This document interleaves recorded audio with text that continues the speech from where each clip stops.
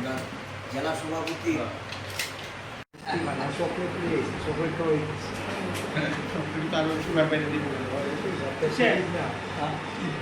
Good morning good morning.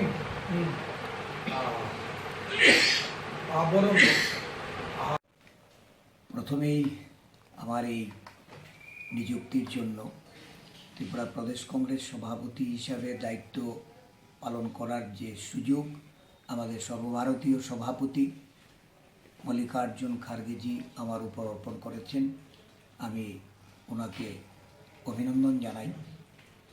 আমি ধন্যবাদ জানাই ত্রিপুরার দায়িত্বপ্রাপ্ত যে আমাদের ইনচার্জ ডক্টর অজয় কুমারজি এবং সেক্রেটারি ইনচার্জ ম্যাডাম জারিতা লাইফলাংজিকে। আমাদের রাজ্যের বর্তমান যে রাজনৈতিক পরিস্থিতি এটা সকলের জানা, একটা কঠিন চ্যালেঞ্জের মধ্য দিয়ে আজকে এই রাজ্যে বিরোধী দল তার রাজনৈতিক কর্মকাণ্ডের সঙ্গে যুক্ত আছে। গণতন্ত্র এখানে সম্পূর্ণভাবে বিধ্বস্ত, বিপর্যস্ত।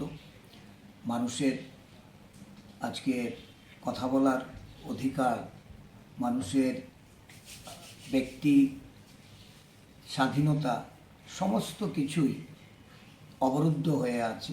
এই পরিস্থিতির মধ্যে গণতন্ত্রকে বাঁচাতে এই রাজ্যের মানুষের যে বক্তব্য, মানুষের যে চাহিদা, মানুষের যে প্রত্যাশা, এগুলি পূরণ করার লক্ষ্যে ভারতীয় জাতীয় কংগ্রেস দলের শাখা হিসাবে ত্রিপুরা প্রদেশ কংগ্রেস তার গুরুদায়িত্ব পালনের যে কাণ্ডারি আমাকে বানিয়েছে।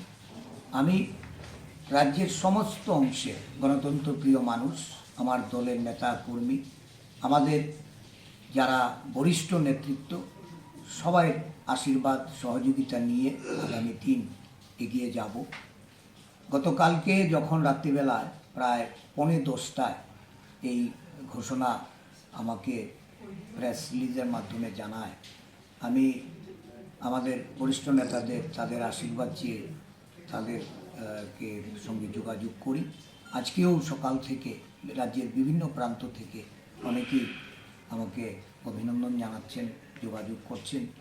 আমি খুব আপ্লুত যে কঠিন সময়ে হইল রাজ্যের গণতন্ত্রপ্রিয় যারা জাতীয়তাবাদী মতাদর্শে বিশ্বাসী, তারা যেভাবে আমাকে গতকাল রাত থেকে আজকে এই মুহূর্ত অবধি আমি তাদের যে সমর্থন পাচ্ছি, আমার বিশ্বাস আগামী দিন এই রাজ্যে গণতন্ত্রের জয় হবে। জাতীয়তাবাদী ভারতীয় জাতীয় কংগ্রেস দল এখানে পুনঃপ্রতিষ্ঠিত হবে। বীরজিৎ বাবুর সঙ্গে কথা হয়েছে? বীরজিৎটাকে ফোন করেছিলাম, আপনারা তো জানেন উনি অসুস্থ, তো ওনাকে আমি যোগাযোগ করেছি। এর আগেও আমার সঙ্গে কথা হয়েছে, আজকেও আমি ওনার সঙ্গে ফোনে কথা বলবো। আমি রাত্রে ফোন করেছিলাম, ফোন সুইচ অফ ছিল, আজকেও কথা বলবো। সিপিএমের সঙ্গে যে সিট শেয়ারিং হয়েছিল বিধানসভা ইলেকশনের আগে, ওদের সঙ্গে আপনাদের রিলেশনটা কীরকম থাকবে আগামী দিন? না, রিলেশন তো এখনও আমরা ভালোই, আমাদের রাজনৈতিক যোগাযোগ আমরা বজায় রেখেছি। সর্বভারতীয় প্রেক্ষাপট সমস্ত বিরোধী রাজনৈতিক দলগুলিকে এক মঞ্চে নিয়ে আসছে। এর বড় কারণ ভারতীয় জনতা পার্টি দেশের সংবিধান বিপন্ন করে তুলেছে, দেশের অখণ্ডতা, দেশের জাতি বর্ণ সম্প্রদায়ের মানুষের সঙ্গে যে একটা বিবিধতার মধ্যে যে মিলন, এটাকে নানাভাবে তারা বিধ্বস্ত করেছে। আজকে দেশ গণতন্ত্র যেমন একটা কঠিন চ্যালেঞ্জের মুখে পড়েছে, সাথে সাথে দেশের মানুষের অর্থনৈতিক অবস্থা, বেকার যুবকদের তাদের কর্মসংস্থান, তাদের বিভিন্ন সুযোগ সুবিধা প্রদানের ক্ষেত্রে দেশের বিরাট অংশের মানুষকে একটা অসাম্যতা তৈরি করে একটা শ্রেণীকে সুযোগ পাইয়ে দিয়ে তাদেরকে ধনী তৈরি করা হচ্ছে, আর গরিবরা দিন দিন আরও গরিব হয়ে যাচ্ছে। এই অসামঞ্জস্যতা, এটাকে দূর করার জন্য দেশের সব কয়টা রাজনৈতিক দল আজকে বিরোধী যারা আছে তারা একত্রিত হচ্ছে। আমরা আশা করি সর্বভারতীয় প্রেক্ষাপটেই আমরা বিবেচনা করব এবং আমাদের রাজ্যে আমরা মনে করি যে বিরোধী রাজনৈতিক দলগুলি তারা একটা মঞ্চে এসে এই ধরনের যে আজকে গণতন্ত্র বিরোধী সংবিধান বিরোধী যে সরকার, এই সরকারের বিরুদ্ধে রুখে দাঁড়ানো।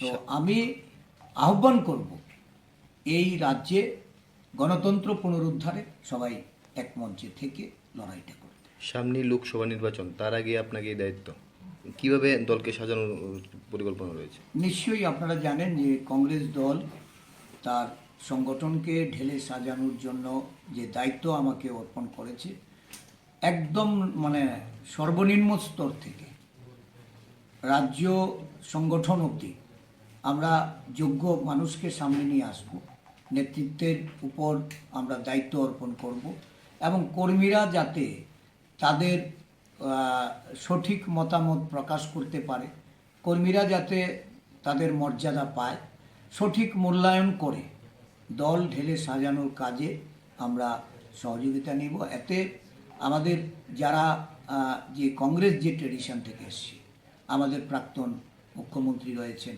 আমাদের প্রাক্তন সভাপতিরা রয়েছেন, আমাদের বর্তমান বিধায়করা রয়েছেন, আমি সকলের সঙ্গে সভা পরামর্শ করে দলের সংগঠনকে সাজানোর জন্য আমি উদ্যোগ গ্রহণ। এটা কি বলা যায় যে নেতৃত্বে বড় ধরনের পরিবর্তন আসছে কংগ্রেস নেতৃত্বে? দেখুন, কংগ্রেসকে যারা মনে প্রাণে জাতীয়তাবাদী আদর্শ নিয়ে যারা দীর্ঘ সময় দলে কাজ করছেন, তাদের মূল্যায়ন করাটাই হবে আমার প্রধান কাজ। এবং আমি মনে করি যে কংগ্রেস দল এই রাজ্যে মোটেও জনগণ থেকে তারা বিচ্ছিন্ন নয়, তারা দুর্বলও নয়। সাংগঠনিকভাবে দলের সঠিক চেহারা আমরা যদি দিতে পারি, আগামী দিন এই রাজ্যে কংগ্রেসের নেতৃত্ব এই রাজ্যে প্রতিষ্ঠিত হবে। খবর শোনার পরে কীরকম লাগছে এখন পর্যন্ত?